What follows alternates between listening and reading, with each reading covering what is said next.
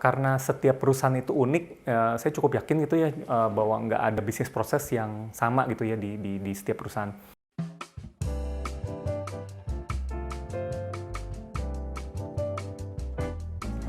Aku rasa sih tren ini nggak bisa terhindarkan lagi gitu ya bagi perusahaan-perusahaan yang nggak mau mengalami disrupsi di bisnis prosesnya gitu.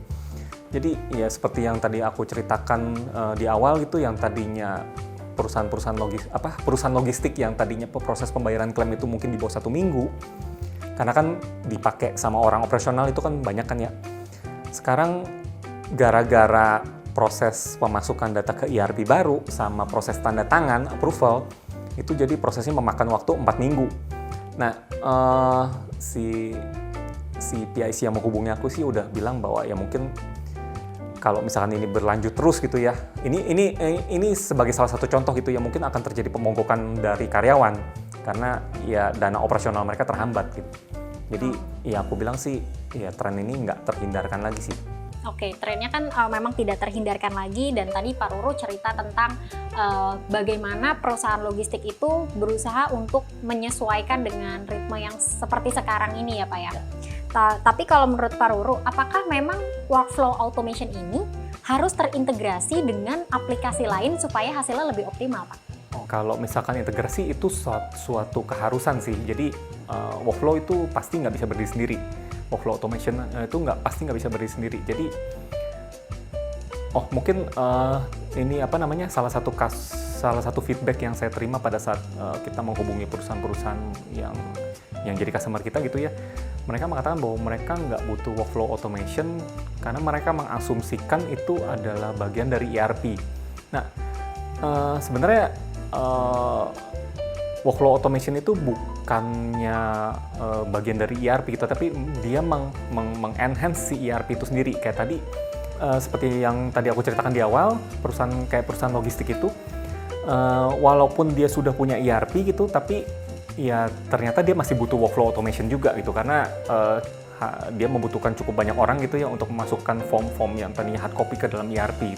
Terus begitu juga mungkin bukannya ERP itu satunya sistem yang bisa di-enhance gitu ya sama si workflow automation. Kita udah cukup banyak juga sih menggabungkan workflow automation ini dengan CRM misalkan. Jadi ya cukup banyak juga sih yang aplikasi-aplikasi yang kita bisa hubungkan dengan workflow automation ini gitu. Dari kesaksian yang saya dengar dari customer kita, ya cukup banyak sih ya yang memberikan feedback positif gitu.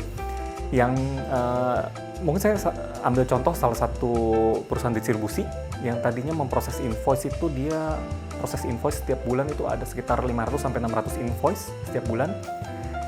Tadinya dia harus masukin proses invoice itu satu persatu, belum kalau misalkan terjadi kesalahan dia harus proses approval ulang yang berdampak pada si vendor itu dibayarnya telat. Nah, setelah mereka menerapkan proses workflow automation ini, yang tadinya proses yang tadinya proses invoice itu dibutuhkan sampai dari inputting invoice sampai pembayaran itu mungkin butuh waktu sampai 3 bulan. Sekarang mereka bisa proses itu di bawah 1 bulan.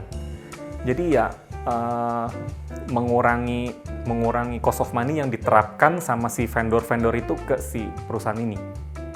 Nah, mungkin teman-teman di rumah semuanya ada yang sudah mulai tertarik nih Pak untuk mulai mencoba workflow automation ini. Sebetulnya mungkin Pak Ruru bisa ceritain gimana sih tahap-tahapannya supaya sebuah perusahaan ini bisa mengimplementasikan workflow automation dalam proses bisnisnya Pak? Oke. Jadi hampir sama lah ya sama semua proses diagnosa, kayak misalkan kita sakit dan kita harus ke dokter gitu juga ya. Yang pertama kali harus kita lakukan tentunya mapping gitu kan, di mana atau apa proses yang terjadi di satu perusahaan. Nah, setelah kita mapping, ya kita harus cari tahu gitu kan di mana yang inefisien prosesnya itu. Kalau misalkan banyak terjadi bottleneck pada saat kita menginput dokumen dari hard copy ke sistem, ya tentunya hal itu yang harus kita enhance dulu gitu kan.